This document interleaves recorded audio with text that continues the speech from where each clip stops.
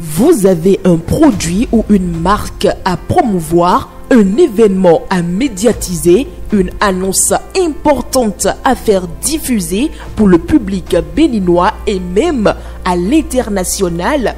Le groupe de presse La Guérite, à travers sa web télévision Guérite TV Monde, sa web radio Guérite Radio et son journal La Guérite est votre interlocuteur valable.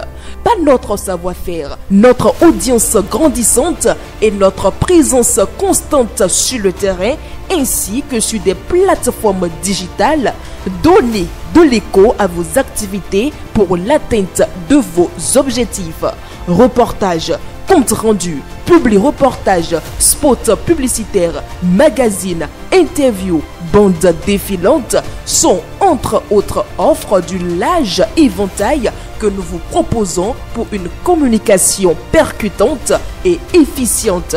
À vous donc de jouer en nous contactant dès maintenant par appel direct et par WhatsApp au plus 229 01 97 26 26 111. Le groupe de presse La Guérite, c'est la garantie d'atteindre vos cibles.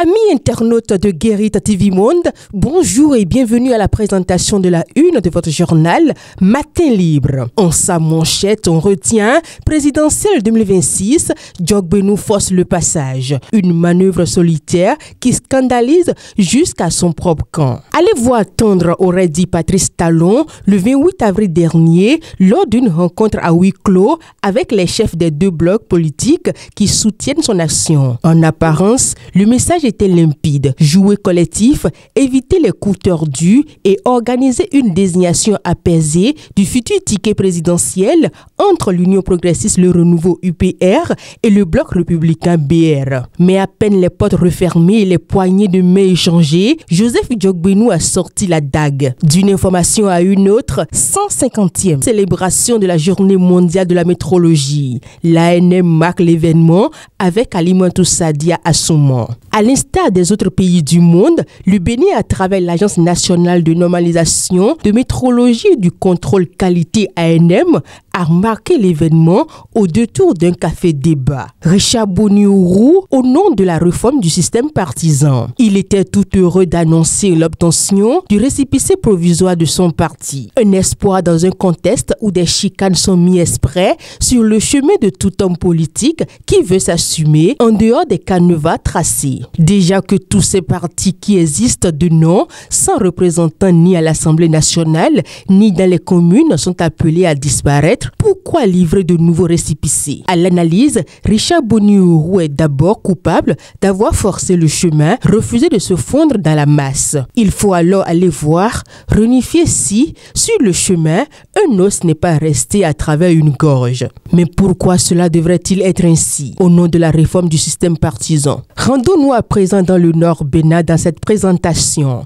Conférence itinérante dans le cadre de la Journée internationale des familles. Responsabilité des parents face à l'éducation des enfants au menu des échanges. La commune de Parakou a abrité le mardi 20 mai 2025 la conférence itinérante entrant dans le cadre de la célébration de l'édition 2025 de la Journée internationale des familles. C'est la salle de fête de la mairie de Parakou qui a abrité la conférence itinérante qui a réuni toutes les couches socio-professionnelles autour des autorités politico-administratives. Ministère des Finances, les dates des concours de recrutement de 172 agents. L'information est à retrouver aux pages 10 et 11 de votre journal Matin Libre. Et pour terminer, tribune de Kevin Loyoné. Probiomé et la naissance de la boîte aux œufs. La naissance de la boîte à œufs est une histoire passionnante née de la contribution de divers inventeurs et entrepreneurs au fil du temps. Si ses origines exactes sont sujettes à débat, son développement comporte des jalons notables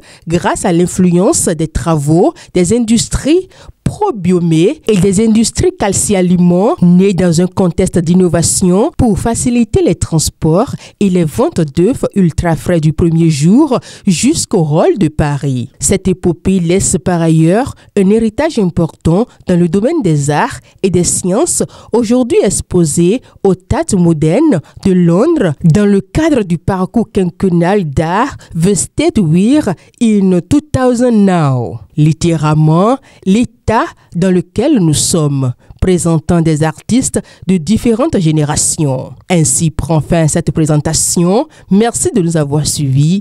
À demain.